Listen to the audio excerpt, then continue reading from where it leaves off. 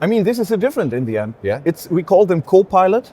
It's not the pilot. The engineer should be the pilot in the end, and the Copilot should help him for all these repetitive tasks to make him a real engineer and not someone who's Going just back to looking what for- we said, not to do the tasks that are around engineering, but let them do the actual engineering.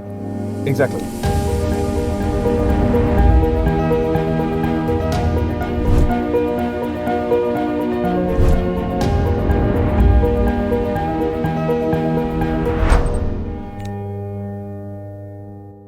Ian, thank you for coming over and having a conversation with me today. Thanks for having me, Adam. It's a pleasure. And I really wanted to have a dialogue with you about the role of engineering in manufacturing. Yes. Probably the most cornerstone, the first piece that we have to understand for manufacturing to be successful. I know it comes, in a moment when everything is changing, engineering is coming under a lot of constraints and pressure. Yes. How are you dealing with it? So in the moment you see that there is a lot of increasing complexity. If you look around here at the Hannover Fair, you see what's happening in technology. Technology is increasing a lot. Yeah. And the second thing is we have a lot of standards around the world, right? We have standards in Europe, in US, you have different standards for each manufacturer in the end. And this is hard for engineering to fulfill all the standards and manage this complexity. And this is Is it where because you have to match them against different manufacturing standards? Also, yes. Have a look at all the automotive manufacturers. All of them have different standards which you have to fulfill if you're an automotive standard. And this holds you back from standardize yourself and getting your own processes done in the end. And you must be working then with many different types of manufacturers as part of the EPlan, the Yes. engineering and EPlan. Yes. Is it spans, you said automotive, what else? It's automotive, it's all the industrial automation. We are doing big steps in the energy sector, in energy transformation, building technology, process industry. So we are spread it around a lot of industry. And there it's our purpose to bring the standards in and try to standardize between all these players in that game. And is standards really the constraint in engineering, or is there more to it than standards?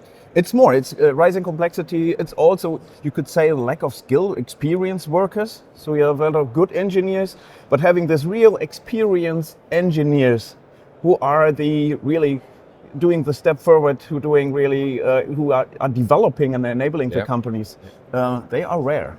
They are rare. Is it rare because they're not coming out of universities, or because they don't have the skills that match the latest technologies they have to deal with? It's a matter of skills. It's a matter of having the time. I mean, there are a lot of good people sitting, but they are caught in project work and don't have the time to get the right methodology, standardization, automatization processes. And this is in the end a decision you do as a manager, as an entrepreneur, saying, okay, we take the time to develop ourselves and not just put the people in project work.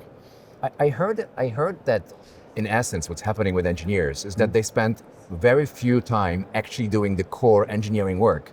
That most of the time they actually spend around that project, managing it, writing documentation about it, discussing how it needs to be done. Searching for devices, searching for the right data. Yeah, it's true. It's true. It's just a small amount of getting the documentation done in the end. So how do you change this? How do you take your best engineers and make them do what they're really good at, engineering work, instead of the support work for the process? I'll give you an example. The technology is already there. We have a huge electrical vehicle manufacturer in the US built a new body shop. And they put all these new body shop workshop out of a library with templates. Yeah. And they did from pushing the button to generating all the redmond, from putting power on to the startup was 3 days. So the technology is already there to really decrease the time from getting a plant started. So 3 days sounds incredibly. Absolutely. How Or long was it? I give you another example, even if this is a big companies. Yeah. There are small companies like panel builders starting in a garage building panels. Uh-huh.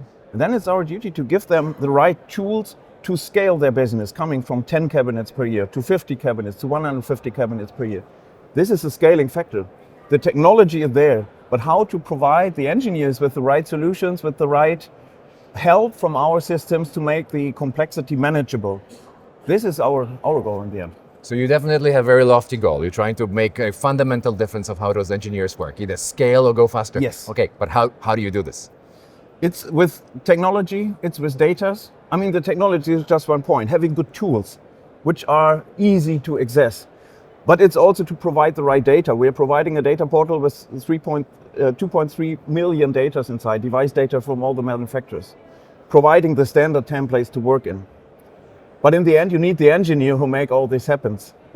So you are providing them, in essence, with tooling, Yes. with tools to get their job done.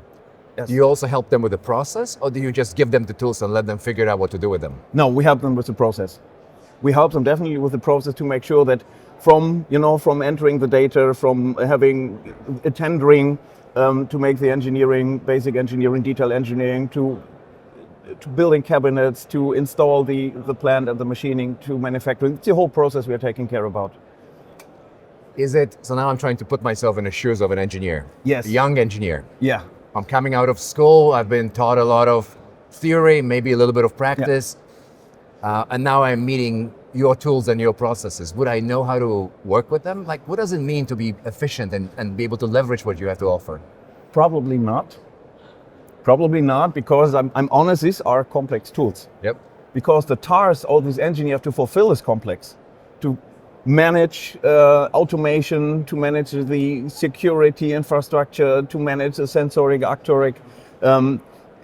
This is complex. Mm-hmm. And so our goal is to give the most easy access to these engineering with e-learning, and of course their AI can help a lot. If you have a Copilot in your software, it can help you exactly at the point where you need the help. So giving clear advices to help you through the situation, to guide you through this. So instead of theoretical learning, now you're able to point them to the right set of content with AI that they need for that particular task that they're after. Exactly. But they're also engineers. They're like super intelligent folks that spend years trying to perfect their skill. Yeah. How do they react to being guided at a point by point basis? I mean, this is a different in the end. Yeah. We call them co-pilot. Mm-hmm. It's not the pilot. The engineer should be the pilot in the end, and the co-pilot should give him the right hints where to look for, or getting aware of these huge amounts of data, which device could be the right one, just to help him for all these repetitive tasks, to make him a real engineer and not someone who's Going just back to looking what for- we said, not to do the tasks that are around engineering, but let them do the actual engineering. Exactly. To think about solutions, to think about how can I solve this problem which I have on the table, and not like how do I draw some schematic drawings or looking for a device in the internet. This is the repetitive task we could really take away from him and help him with. So what go ahead. To be honest, with the technology we have in the moment, also with AI, and this is something in talk, this is the expectation of people saying, okay, yeah, maybe AI will solve this for me. I don't believe that in the moment, because AI is not as far that it solves all my engineering tasks, because it also can look in the back. And there is also one constraint in AI, and this is the data backbone. Yep. So we don't have the semantic for the data in a global standard at the moment. It's missing. And where should AI search for when the semantic and all the device data, it's not clear. So it's a foundation of the data, and then the understanding of the data through the semantics unique to the industry and unique to the manufacturing processes that you're driving. Yeah. Is there a way to solve for this? There is a way. Just imagine, let's take your glasses, and this is an electrical device. Yep. It comes from a component manufacturer, goes into a cabinet, the cabinet goes to the machine manufacturer, and then goes to the end user. So where the component manufacturer should know where this device is ending. You don't have any clue. You would need a timestamp. You need a real-time data. Yeah, and this is where EPlan can help. And there is, to be honest, we are not doing this alone.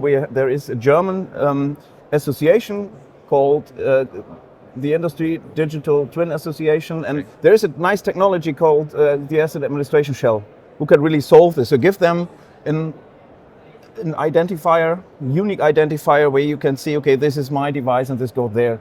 And then you can start as at the end user, as the operator, you can start to pull for this information. Now you can have a twin of that device in context, in time, flowing through the process.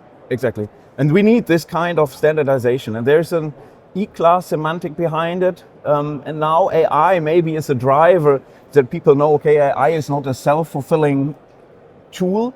you need the right semantic, you need the right data behind. Well, your intelligence have to reside and be based Yeah. on context, on information. It's not a pure intelligence that you can use. Exactly. I'm with you. And imagine, Adam, if the semantic, if the data would be right, what the power of AI could be then. Okay, do we solve it can you solve it as EPlan, or do we need to have a manufacturing industry-wide initiative to systematize the data to make it AI ready? It needs the community of the industry players. This is already existing players like Siemens, like Phoenix Contact, like Lab. Yeah. They're in there, and you can see it. It's promising. It's developing. Let's see if Are you Germans taking steps to we're taking advance steps. it? Yeah, we are part of this community and trying to. What is it? What are you doing to push it farther? We have the access for the data. All these data manufacturers are meet in the EPlan data portal. And this is, for example, imagine you're one of this component manufacturer. You have to inform the end user that a change on your glasses or the electrical devices have to be done. How will you reach them? And all this product change notification. So we are developing technology based on this AIS to help them to reach the end user with this. And to standardize, of course, all these devices. This is our part of the game. Fascinating. So there was a separate dialogue that's happening within the engineering itself, how you do it faster and better. Then there was a transition from engineering to production, where you need the components to work together. Do you still pay attention to it after the production is done? Like, as an engineer, do you engineer the product, or do you engineer the experiences of the customers using the product? How far do you push it? How far do you think forward? So in the end, there are projects which are existing. The engineers are creating projects, automation projects within the end, staying at the operator. And the goal is, in the end, these are nice data, nice projects, and how to make them run, how to get access to this. There is a big German machine builder, have around like 6,000 service technicians. So how do you make sure that all the service technicians have access to the same data, to the same projects? There is where the Azure cloud comes in place. So we have the EPlan cloud based on Azure, but it's so where all the service technicians have. I'm proud of this being on Azure. You should be. And they have access to all the data and to unique data. And they can work and having all these redlining processes with the engineer, and then it starts to they are in communication. And then you can really make this data use in manufacturing. And this is nice. And then there are a lot of new use cases creating out of this. I've been fascinated by the framing of engineering, not as of process of designing things, but of process of engineering the complete 360 view of what's happening with the product, with the customers, the journey that they have with the product. I think this is definitely a more complete way of thinking about the problem set here. If you think about engineering, some people think it's about creating schematic diagrams, creating some bill of materials, but in the end, it's not like this. It's much more behind, and think about this integrated and how make use in your own production of the data. Having a cabinet, for example, you're designing this cabinet to produce it, to give the information to all the machines, to make automatic wiring, automatic drilling. And this is in the end the scaling factor for all this company to really come down from 1 week per cabinet to a few days per cabinet. It's a big E engineering work, like definitely a bigger picture, different way of thinking about it. And coming back to you, Adam, if you're a young engineer, what would you do? Would you be proud of doing all this repetitive work? Or really having impact? You see, and this is for every engineer, this is fun, to having an impact, to see things works automated. But going back to my first question, are my skills as a young engineer, do they have to change for me to be able to do this, have that level of impact? Do I have to start thinking not just about being a electrical engineer or mechanical engineer? Do I need to be also a data scientist? Do I need to understand AI? Like, how far do I need to push my skills to be able to take advantage of this opportunity? You should be a good electrical engineer, and it should be the job of the software company to make sure that the data are in the right place, that the AI is working for them. And there is where AI really comes in place when you're a young engineer, having a good copilot to provide you with knowledge, to make prompt engineering, giving in the right prompt for your task, and the software should help you for this. But I think you should really focus on your electrical engineering job, on your core functions. With understanding and knowing how to connect to the rest of the ecosystem. Exactly, So, last question for you, more of a EPlan perspective. So you're deep into this space, you're solving for it. What does it mean for your company? What does it mean for the EPlan? I mean, to be honest, we have good, but a bit complex tools. And we have in May, 2020 and 21st of May, we have our main event in Munich the first time. It's EPlan Next. And there we will launch the E Plan Copilot. And we have spent a lot of time to set the right foundation, to be sure that the output of this Copilot is the right one. You know what? It's a bit a pity in engineering. The result you created have to be, it should be every time the same. And it should be a 100% result, because if you have a 95% result for a machine, the machine will not run. The physical world has to be close to 100, yes. It has to be close to 100. Yeah. And this is, we are providing our knowledge, not just any open knowledge. And for us, it changed a lot. And we see all these use cases for AI, which we are really putting high pressure on. So that it will change. The cloud development will change a lot. So we will have an equal ecosystem in the EPlan cloud and in our on-premise solution to combine this, even like Microsoft is doing this. And if you imagine the power of AI using in a cloud environment, it's huge. I look forward to see your success with this, and it's great to be your partner. Thank you for the conversation. Thank you, Adam, for having me here. It was fun. Thank you so much.